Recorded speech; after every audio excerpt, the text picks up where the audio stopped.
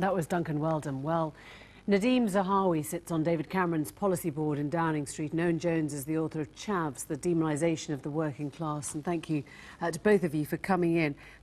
Basically, on principle, Owen, what is there to disagree with about these reforms? Tackling dependency, tackling the bill behind it. Well, firstly, even on their own terms, they failed. Whether it be educational, employment... On the principle of it. Well, on the principle, they're not dealing with the root causes of social security spending going up. Let's just separate what social security is. The bulk of it goes in elderly people. They're people who've paid in all their lives.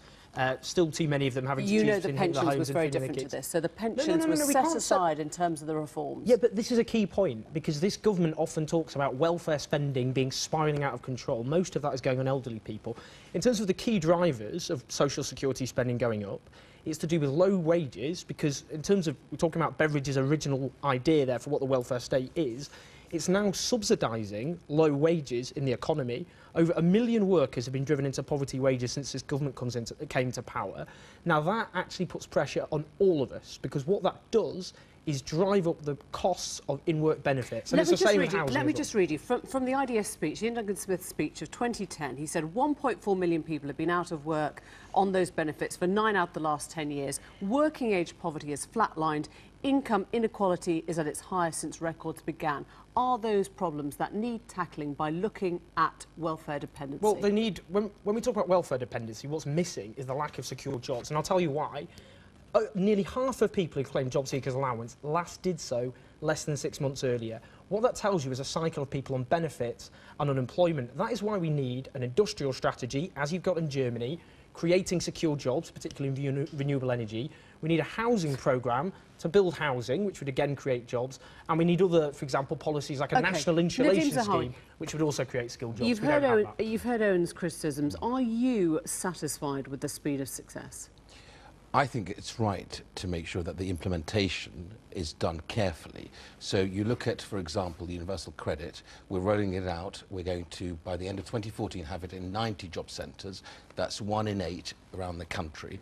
Owen conflates, pensions. I actually think we did the right thing. Under the last Labour government, pensions went up by a derisory 75p. We've said it'll go up by at least 2.5% or earnings or inflation.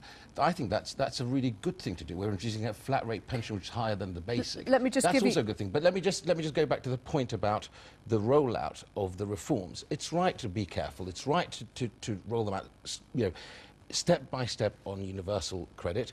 Do the same with the personal independence plan. The Economist reckons at the current speed that universal credit would take 600 years to reach the 5.3 million people it's meant to serve. Is that being careful, or is that a major, major problem? Well, I don't think that's what it's going to take. We're saying throughout 2014 it'll reach 90 job centres.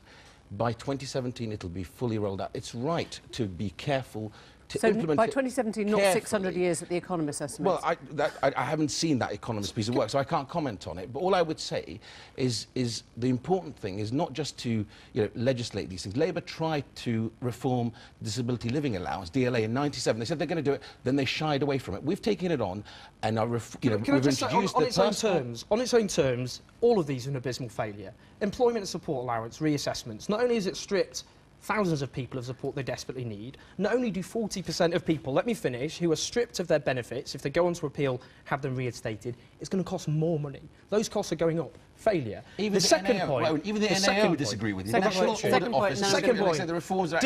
Disability living allowance to the personal independence payment, which was today attacked as a fiasco.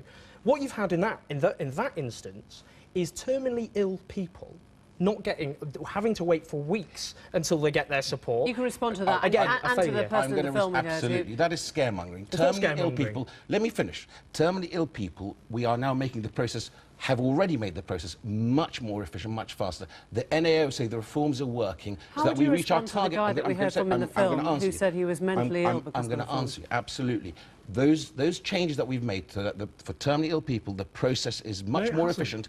and we're nearer our target It's of 3 10 times days. above 10 the days. target. Wait a sec. 10 days was our target. We're very close to hitting our target on that. So I would not accept that sort of scaremongering. You know, let's talk about the facts. Let's not These are the try. facts, then. No, These Owen, are no, the facts. no, And and they're this not is the what the facts. Public They're not- Accounts Committee Owen, has found they are today. not the facts. They Trust are me. the facts. They're Well, not the facts. just deal with the Public Affairs, which said I'm going to deal with that. incompetence Absolutely. and a fiasco. I'm going to deal with that. They were actually looking at statistics that were out of date. The current numbers, the statistics coming through, is that we're meeting our targets.